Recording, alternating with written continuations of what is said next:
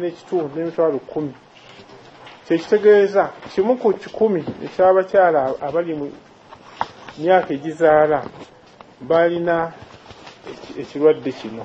Okusinziira ku Dr. Livingstone Makanga okuva Minisitule by'obulamu, abakyala baswa mu 200 buli mwaka be batuuka mu mbeera eno era nga kino kyolekera nnyo mu bitundu ebitali mu bujjanjabi bumala.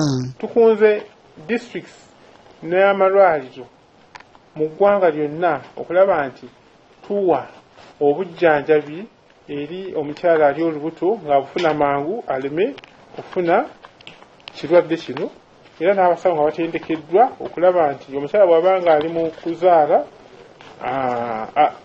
afiibwako bulungi azaale mangu, era omukyala alina obuzibu oba complications ng'atwalibwa mangu mu ddwaliro ate erisingawo afune obujjanjabi obutuufu.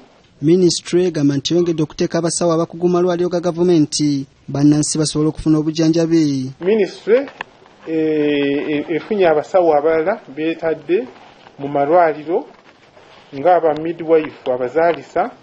Ebyuma biguliddwa ne biteeka mu malwaliro okuyambako era okuyamba ku mbeera eyo, era waliwo n'entegeka eweesa enzaala ennungi mu ggwanga. Uganda olunaku lw'essono lwa fistula yakulukwatira mu disitulikiti y'Ekibuku ng'ennaku z'omwezi 23 omwezi guno, era nga sipiika wa Paalamenti Rebecca Kadaga yasuubira okubeera omugenyi omukulu.